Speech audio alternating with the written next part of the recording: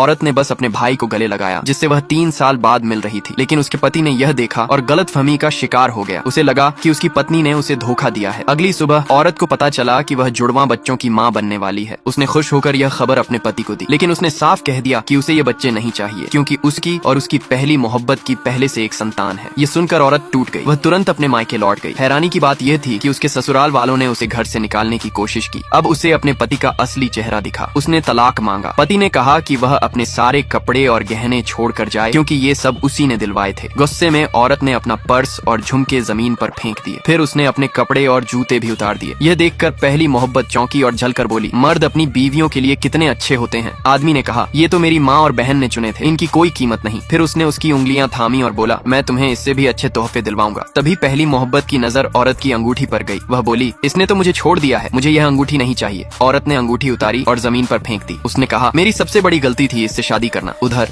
उसका भाई अपने लोगों के साथ वहाँ पहुँच रहा था। जब उसने देखा कि आदमी अब भी औरत को देख रहा है तो पहली मोहब्बत ने बीमार होने का नाटक किया। मुझे चक्कर आ रहे हैं। सास ने नौकरों से कहा, डॉक्टर को बुलाओ, क्योंकि पहली मोहब्बत उसके बच्चे की माँ बनने वाली थी। सास ने औरत से कहा, मेरा बेटा और उसकी पहली मोहब्बत एक दूसरे के लिए ही बने हैं, तू यहाँ से चली जा जितनी जल्दी हो सके। ननद बोली, तू हमारी दुनिया की नहीं है, तू हमारे बीच नहीं रह सकती। एक के बाद एक जख्म सहकर औरत को चक्कर आने लगे। तभी उसका भाई पहुंचा और उसे संभाल लिया। वह उसे लेकर वहाँ से चला गया। आदमी पीछे भागा और देखा गाड़ी की नंबर प्लेट थी 909999। उसने अपने सहायक से कहा, इस नंबर का पता लगाओ, लेकिन जानकारी गोपनीय थी, कुछ पता नहीं चला। ननद और पहली मोहब्बत ने सोचा, जरूर इसने कोई अमीर प्रेमी ढूंढ लिया है, तभी तो इतनी जल्दी तलाक ले रही थी। उन्हें नहीं पता था कि वह औरत दुनिया के सबसे अमीर आदमी की बेटी है। पिता को यह जानकर गहरा दुख हुआ कि उसकी बेटी ने इतने साल दुख झेले। अब जब वह उस आदमी से आजाद हो गई थी, वह फिर से अपनी असली जिंदगी जी सकती थी। पिता ने उसके स्वागत में दोनों बेटों को आदेश दिया, बेटी का जन्मदिन धूमधाम से मनाया जाए, सबके सामने उसकी असली पहचान का ऐलान होगा। भाइयों ने एक आलीशान याच किराए पर ली। उन्होंने $10 मिलियन